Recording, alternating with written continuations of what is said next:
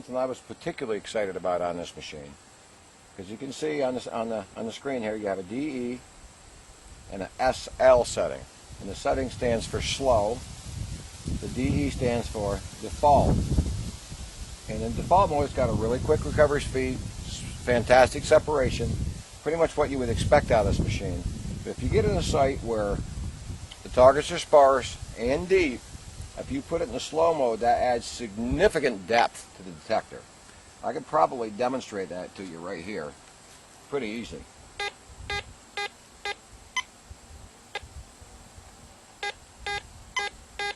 You notice how that at the same distance, DE, at that distance I virtually have nothing.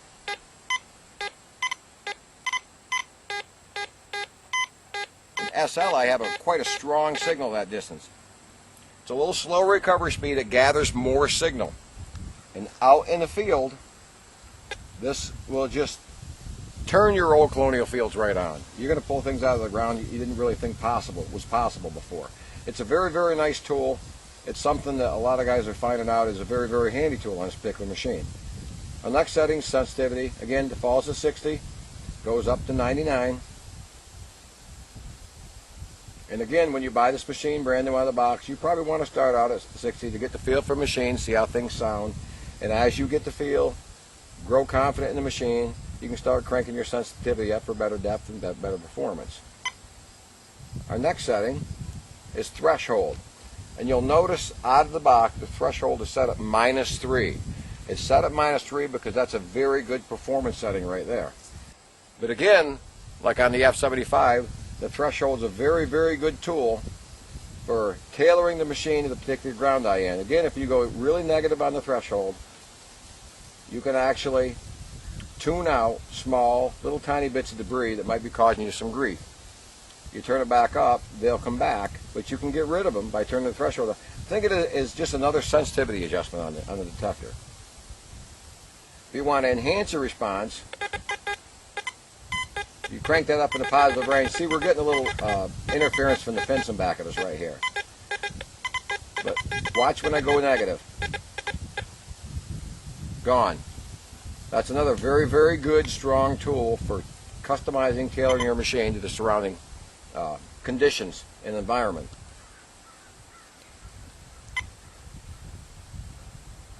Well, we'll go through the tone settings on this one.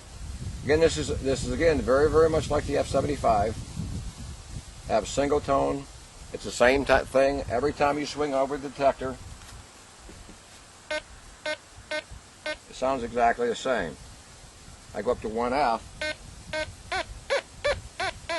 It's a little bit more modulated. Gives you a little bit more information on the target that's in the ground. Okay, now if we go to 3H, 3-tone, but you'll see U.S. nickel sounds just like a U.S. quarter. That enables you to dig nickels by audio alone. You don't have to watch your screen. It'll sound just like all the other coins in the ground. If you go up to 3, it's a standard 3-tone, but nickels will produce a low tone or a medium tone. Alright, 4H is just like 3H in the sense that it makes nickels sound just like any other coin. Gives you a high tone.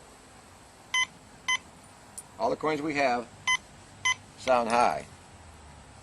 4 tones, high tone for high conductors, a mid to low tone, a little higher medium tone for coins. It won't make the nickels sound like coins, but it expands the tones a little bit. The final tone setting is delta pitch. It assigns a unique sound to every target depending on its conductivity. 58 caliber mini ball, Indian head cent, quarter. You can get accustomed to delta pitch. It'll probably give you more audio information than any of the other audio modes. But if you're a coin shooter, you might want to choose 3H or 4H if you just intend on digging just coins only. Relic hunter, I strongly recommend, just like on the F75, you use 2F. A higher tone for coin, or a higher tone for non-ferrous objects, and a lower tone for iron. But you'll notice even in 2F you have an audio modulation on the F70 that you won't see on any other machines.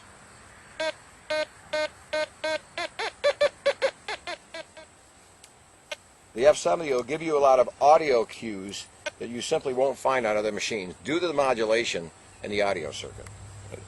Two other things I'd like to talk to you about on the F70 is the confidence meter and the dirt meter. The dirt meter is roughly equivalent to the FE304 meter on the F75, and that it shows you the amount of mineralization in the soil.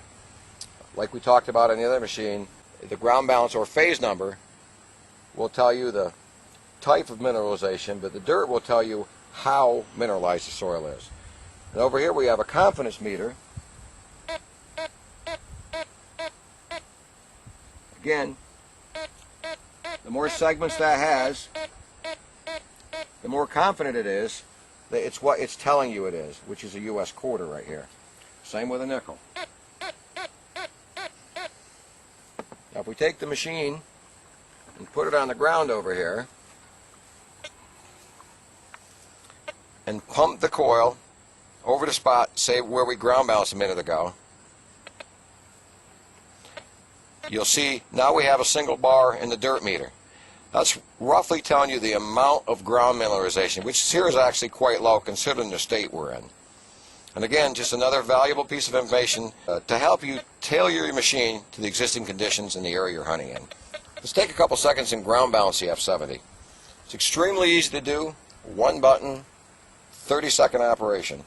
Turn the machine on. Let it go through its segment test. You notice at the top there's a big red button called ground grab.